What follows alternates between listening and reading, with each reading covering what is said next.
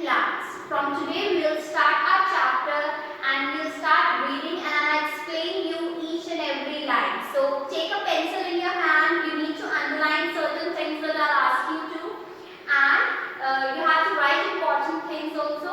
So take a pencil, open your book to the page number 1 of chapter number 1, Nutrition in Plants.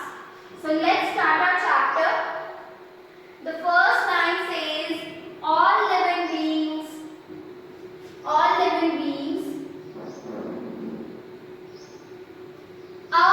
beings, whether plants or animals, need food to survive. जितने भी living beings हैं, जितने भी living organisms हैं, they need food. उन सबको food की जरूरत होती है for their survival. Okay? The food contains nutrients in the form of carbohydrates, proteins, fats, vitamins and minerals. और food के अंदर nutrients present होते हैं जो हमें हमारी बॉडी को बेनिफिट करते हैं, हमें हेल्दी बनाते हैं, और वो सब न्यूट्रिएंट्स किस फॉर्म में होते हैं? In the form of carbohydrate, proteins, fats, vitamins and minerals. Now food is essential for the body because why is food essential to your body? Food हमारी बॉडी के लिए जरूरी क्यों है? It is because it is needed to build the body. हमारी body को build करने में, बनाने में हेल्प करती है. It provides energy to the body. हमारी बॉडी को एनर्जी प्रोवाइड करती है. It is needed for the growth and repair of the body. और ये हमारी बॉडी की ग्रोथ और रिपेयर के लिए भी essential है.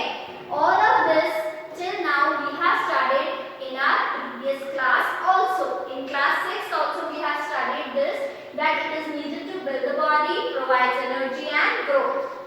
Okay, so the next comes the term nutrition.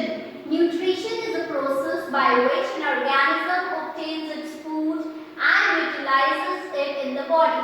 तो nutrition एक ऐसा process है जिससे कि organism, कोई भी living organism अपना खाना लेता है और उसे अपनी body में utilize करता है, use करता है.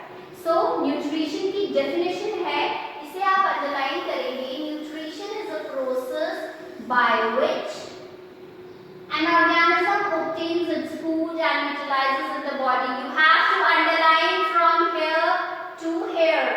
इसे underline कर लीजिए. It is the definition of nutrition. If you are asked what is nutrition, then nutrition is a process by which an organism obtains its food and utilizes in the body. खाना obtain करना और उसे अपनी body में utilize करना, it is known as nutrition.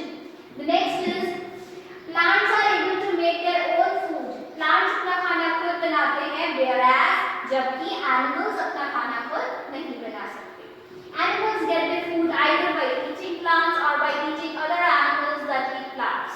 तो हम animals अपना खाना खुद नहीं बनाते हैं, हम या तो अपना खाना plant से ले लेते हैं या फिर हम दूसरे animals को खा लेते हैं. Okay?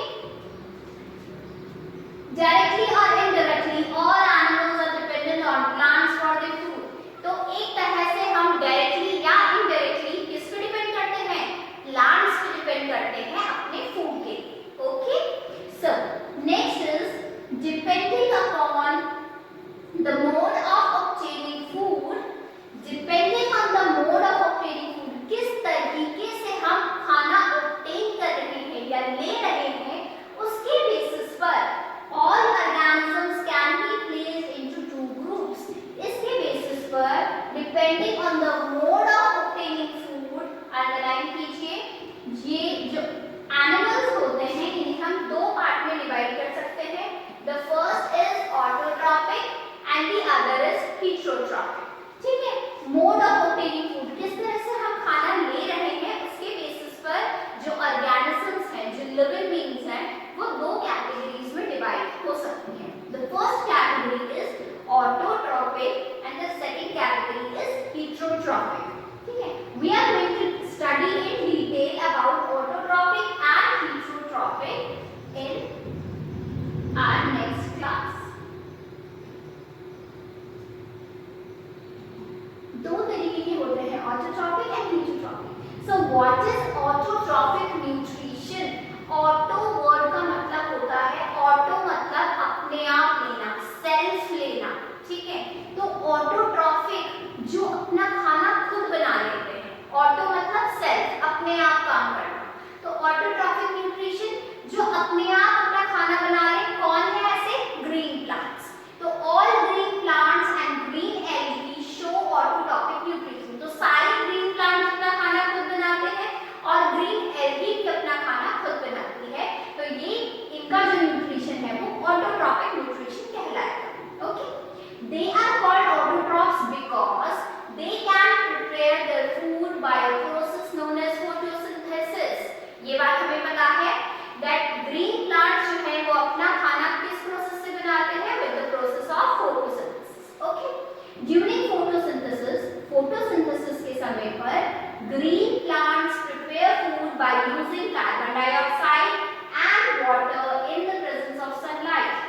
सनलाइट की प्रेजेंस में वाटर और CO2, वाटर और कार्बन डाइऑक्साइड सनलाइट की प्रेजेंस में क्या करते हैं, फोटोसिंथेसिस का प्रोसेस करते हैं और फूड बनाते हैं। They trap sunlight by a green pigment called chlorophyll, और क्योंकि ग्रीन प्लांट्स में क्या प्रेजेंट होता है, ग्रीन पिगमेंट जिसे हम बोलते हैं क्लोरोफिल, तो ये क्लोरोफिल जो है इस सनलाइट को ट्रैप कर लेता है अपने अंदर और फिर फोटोसिंथेसिस की प्रोसेस से फूड बनाने में हेल्प करता है। ओके, तो ऑटोट्रॉपिक न्यूट्रिशन क्या हुआ, जो ऑर्गेनिजम्स अपना खाना खुद बना सकते हैं वो ऑटोट्रॉपिक न्यूट्रिशन शो करते हैं, जैसे green plants and green algae. Okay, the second type of nutrition is heterotrophic nutrition. The other type of nutrition is heterotrophic nutrition. क्या होता है, non-green plants and fungi cannot prepare their own food and so take their food from green plants or animals. जो non-green plants है, जो green plants है उनमें photosynthesis होगा, लेकिन जो non-green plants हैं या फिर fungi है जो non-green, वो क्या करती है, अपना खाना खुद नहीं बना सकती है और ग्रीन प्लांट से अपना खाना लेती है। ठीक है, they do not contain chlorophyll, क्योंकि ग्रीन नहीं है तो ग्रीन पिगमेंट नहीं है, उनके पास क्लोरोफिल नहीं होता तो फोटोसिंथेसिस नहीं करते एंड हेंस cannot photosynthesize, क्योंकि क्लोरोफिल नहीं है तो फोटोसिंथेसिस नहीं करेंगे, फोटोसिंथेसिस नहीं करेंगे तो खाना कैसे बनाएंगे। Depending on their mode of obtaining food, they could have been various types: parasitic, saprophytic, insectivorous and symbiotic. तो पहले हम इसे समझें दोबारा से एक बार। तो नॉन ग्रीन वाले प्लांट्स और फंजाई जो अपना खाना खुद नहीं बना सकते हैं, ऐसे वाले जो है प्लांट्स वो क्या शो करेंगे, heterotrophic nutrition. हीट्रो वर्ड का मतलब है जो दूसरे पर डिपेंड होता है, ऑटो का मतलब जो खुद से बना लेगा, सेल्फ डिपेंडेंट, लेकिन हीट्रो का मतलब जो दूसरों पे डिपेंड रहेगा, तो heterotrophic nutrition, non green plants and fungi. ठीक है, ये वाली बात समझ में आ गई दोनों। नाउ ये जो heterotrophic nutrition होता है, जो heterotrophs होते हैं, ये क्या होते हैं, चार तरह से और हम इन्हें डिवाइड कर सकते हैं कि जो अपना खाना खुद नहीं बना रहे हैं, जो दूसरों से डिपेंड कर रहे हैं खाने के लिए, उन्हें फिर हम चार तरह से पढ़ सकते हैं या 4 कैटेगरीज में डिवाइड कर सकते हैं। The first is parasitic, the second is saprophytic, the third is insectivorous and the fourth is symbiotic. Now, next topic is autotrophic nutrition or photosynthesis. Now, what is the process of photosynthesis? So, firstly we know that autotrophic nutrition, the word auto means self-nutrition, जो अपने आप अपना खाना बनाते हैं. Who do this? Green plants make their own food. So, green plants are autotrophic. That is, they can make their own food by photosynthesis. यहाँ तक समझ में आया? फोटोसिंथेसिस क्या होती है, अब हमें ये जानना है। तो फोटोसिंथेसिस की प्रोसेस से ग्रीन प्लांट्स अपना खाना खुद बना सकते हैं, ये हमें पता है। Now what exactly is photosynthesis, that we are going to study. The word photosynthesis is made up of 2 words. The first is photo, that means light, and the other is synthesis, that means putting together. So photosynthesis means the putting together of light. Photosynthesis. What is photosynthesis? It is a process by which green plants make their own food from simple molecules like carbon dioxide and water by using sunlight captured by a green pigment called chlorophyll. That means photosynthesis एक ऐसी process है जिसमें sunlight को capture करके हम CO2 और water के use से क्या बना देते हैं, फूड बना देते हैं। सो प्लांट्स यूजुअली अपना खाना बनाते हैं सिंपल मॉलिक्यूल्स की मदद से, सिंपल मॉलिक्यूल्स जैसे कार्बन डाइऑक्साइड एंड वाटर, और इसमें वो यूज करते हैं सनलाइट का, और सनलाइट कौन कैप्चर कर देता है, the green pigment chlorophyll. So you have to underline the definition of photosynthesis from here to here, all these 3 lines. The photosynthesis is a process by which plants make their own food from simple molecules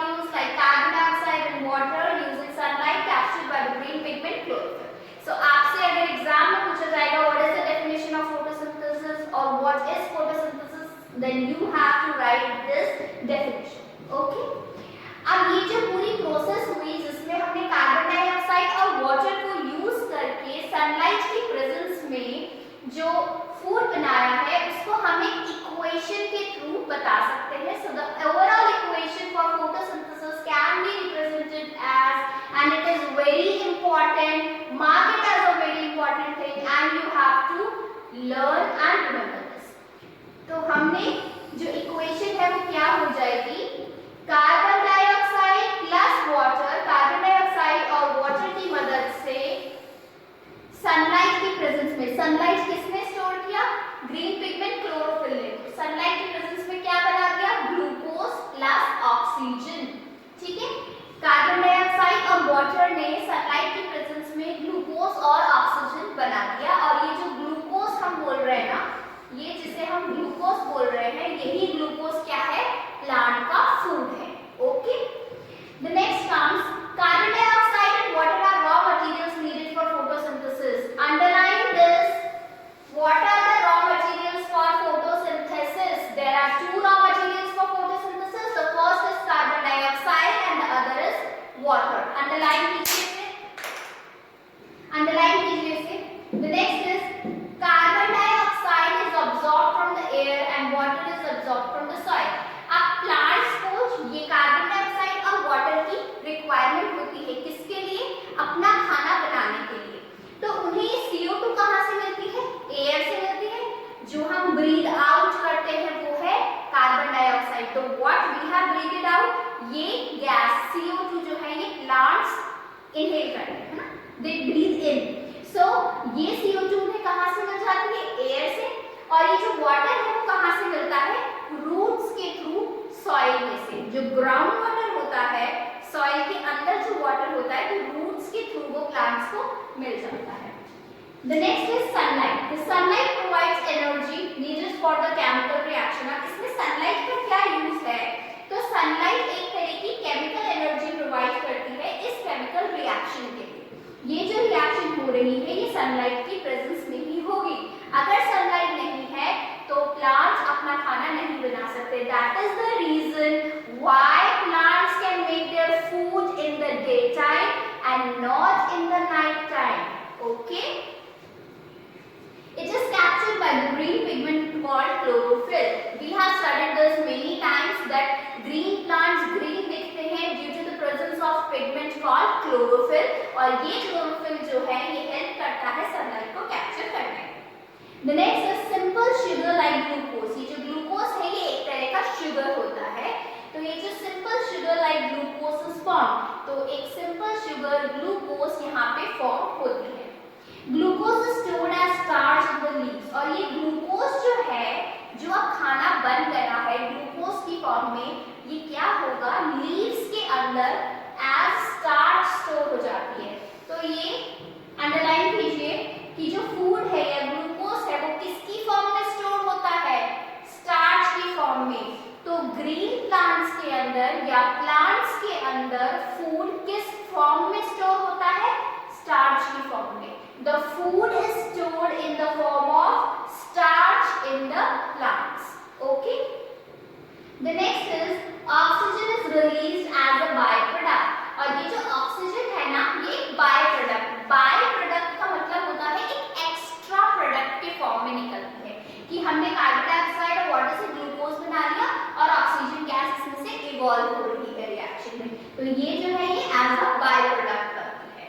okay, next is photosynthesis requires carbon dioxide, water, sunlight and chlorophyll pigment. तो photosynthesis की process में actually हमें किन-किन चीजों की जरूरत पड़ी, carbon dioxide की, वाटर, सनलाइट. एंड सनलाइट को ट्रैप करना किसने ट्रैप किया था, क्लोरोफिल. तो all these four things are required for the process of photosynthesis. Okay, the next comes leaves are called, the next comes leaves are called the food factories of the plant. Why are leaves called the food factories of the plants? Leaves are called the food factories of the plant. So the question may arise like what part of the plant is known as a food factory? The leaf is called as food factory. खाने की factory. क्यों?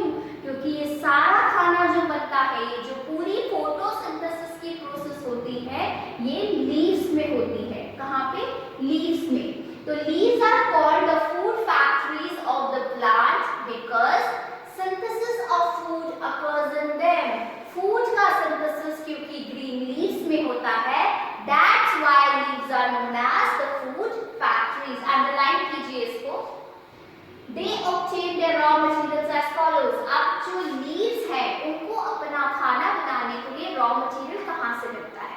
जैसे हम अपने घर में खाना बनाते हैं, लाइक वी मेक चपातीज, तो हमें भी तो रॉ मटेरियल चाहिए। We need wheat flour, we need water, salt, तब जाके हम चपाती बनाते हैं। तो वो उसके रॉ मटेरियल्स कहलाएंगे। खाना बनाने के लिए जो जो चीजें यूज हुई वो उसकी रॉ मटेरियल्स कहलाएंगी। तो in the same manner the green plants, the leaves, they also need raw materials। और वो raw materials उन्हें कहाँ से मिलता है?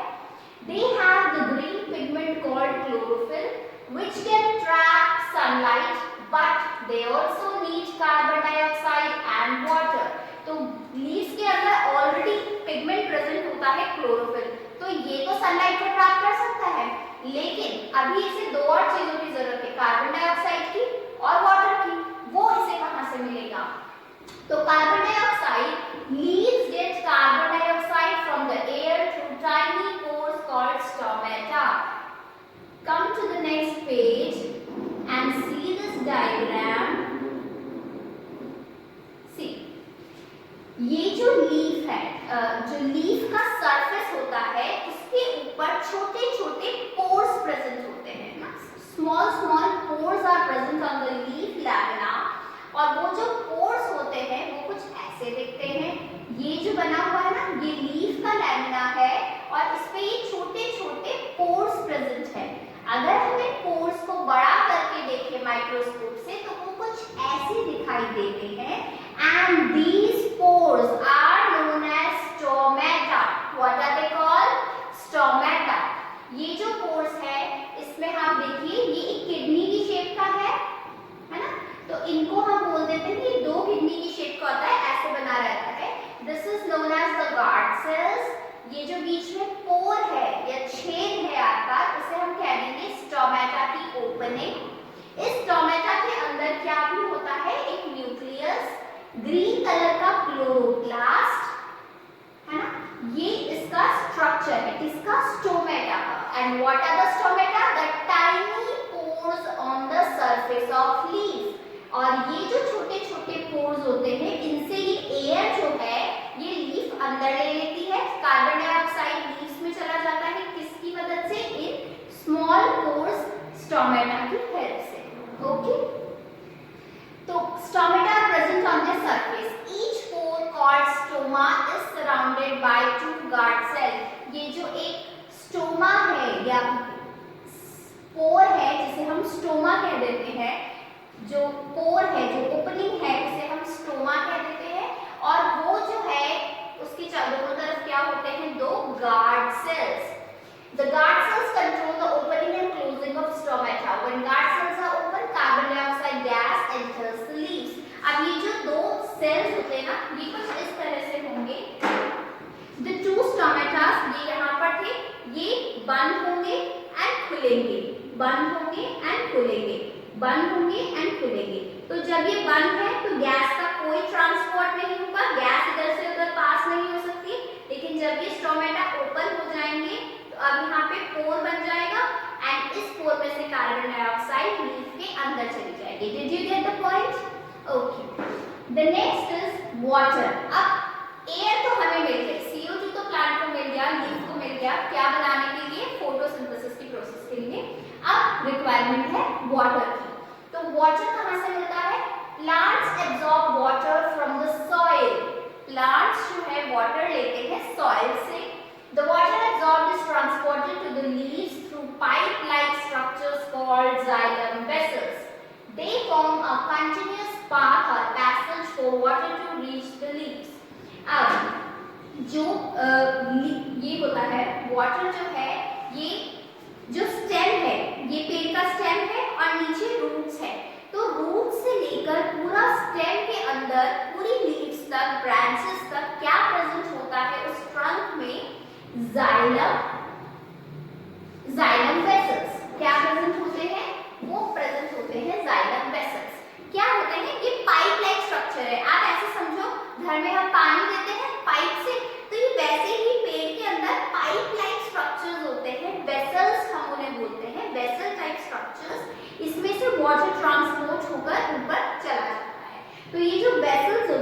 पाइप लाइक स्ट्रक्चर्स होते हैं, इन्हें हम बोल देते हैं xylem vessels.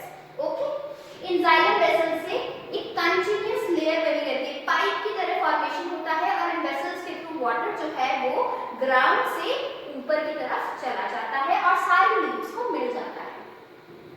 Plants also absorb